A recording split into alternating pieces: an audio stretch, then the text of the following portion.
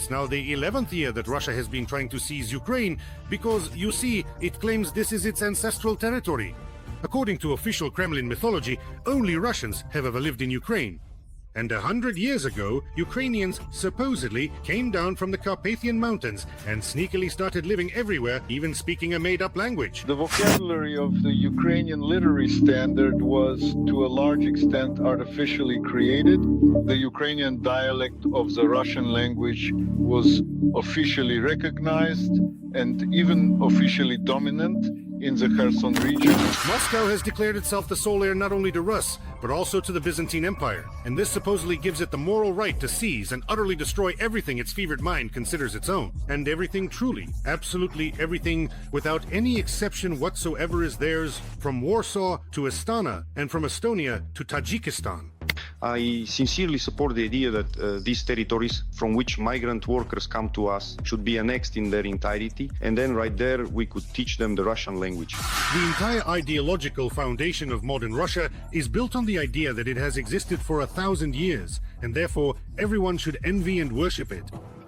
But in reality, Russia has literally stolen its entire history from Ukraine, Kazakhstan, Lithuania, the Tatars, and other peoples inhabiting this country. 404.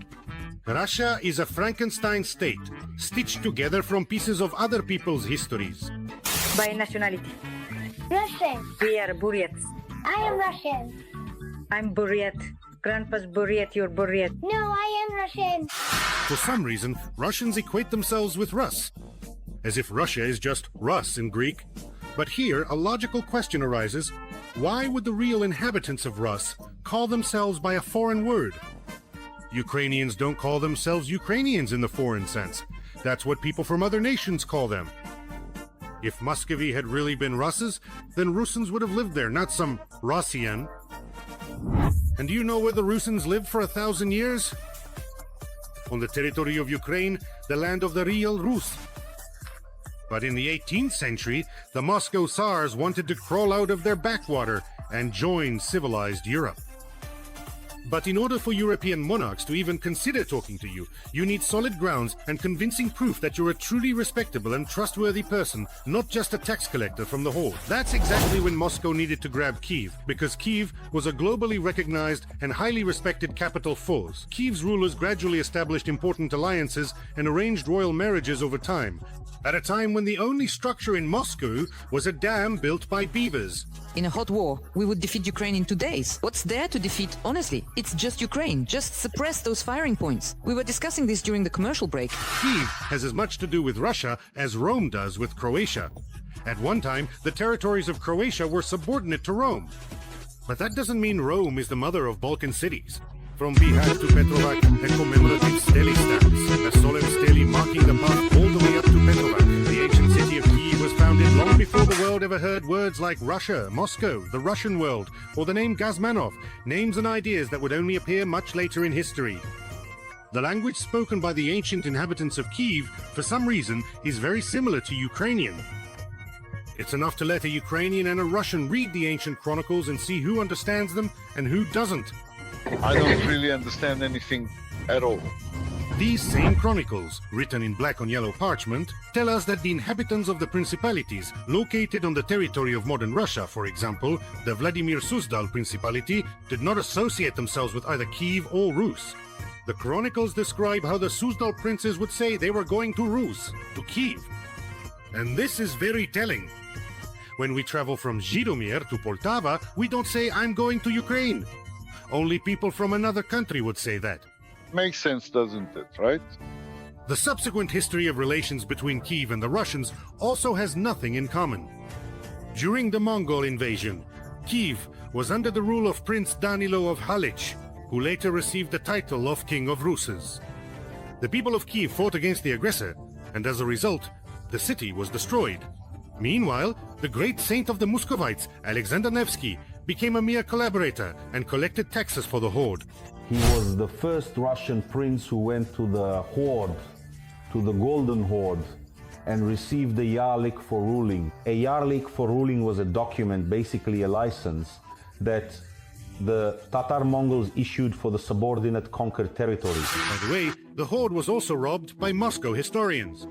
Today, for some reason, Russia considers the lands of the Buryats, Kazakhs, and Tatars to be its ancestral territories, even though it was Moscow that paid them tribute for hundreds of years. It's some kind of Stockholm syndrome. Russians were under the yoke for so long that they grew to love it and started to see themselves as the horde.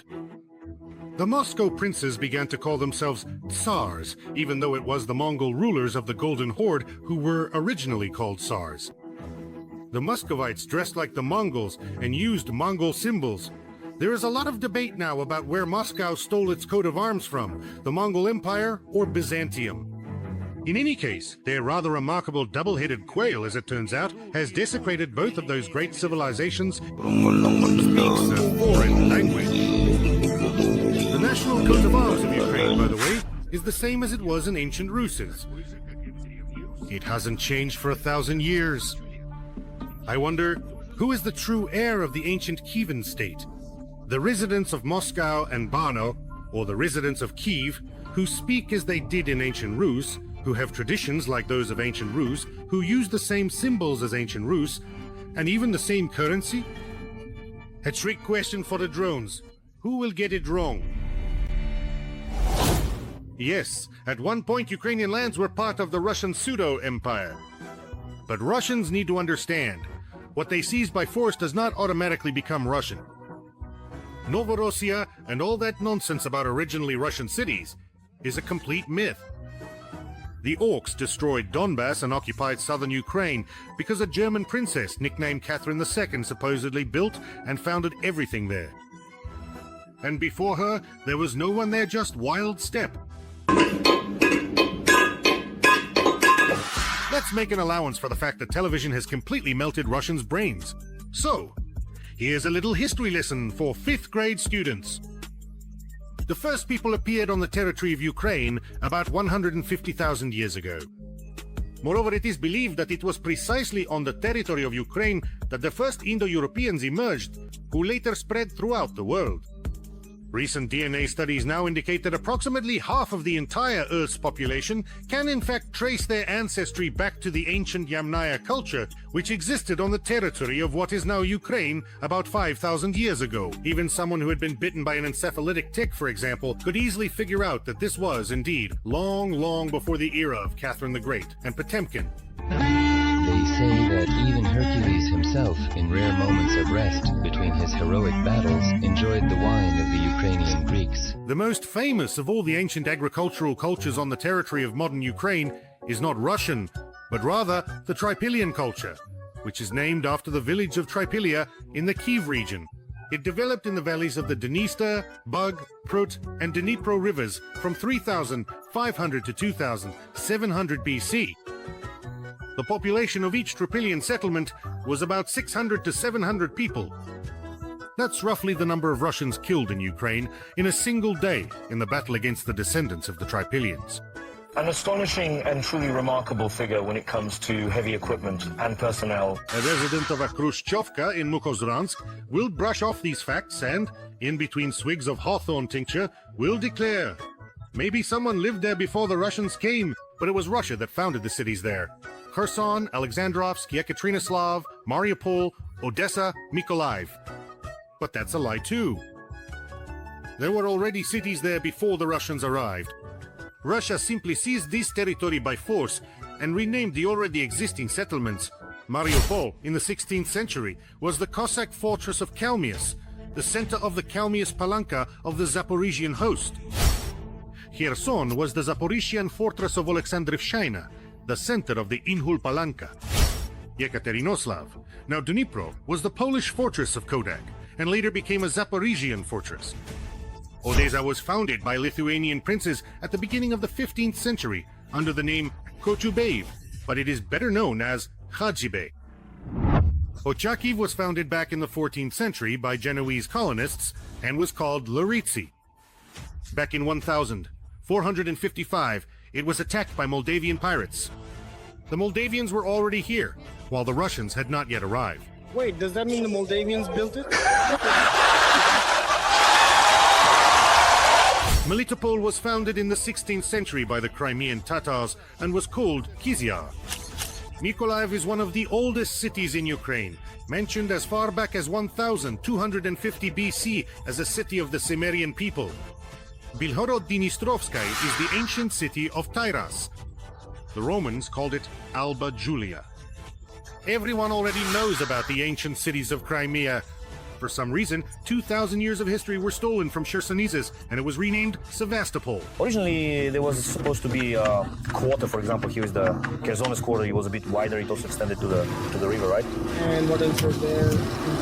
Well, there were a few more buildings from the Byzantine quarter, right?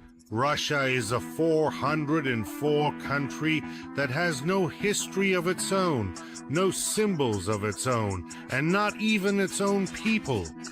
Because when Dagestanis, Yakuts, and Belarusians are all called Russians, it means only one thing. That Russian is not a nationality, it's a collective unconscious.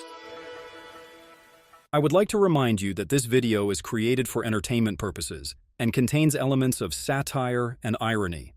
All facts and events are presented in a hyperbolized or exaggerated form to convey a comedic or dramatic effect.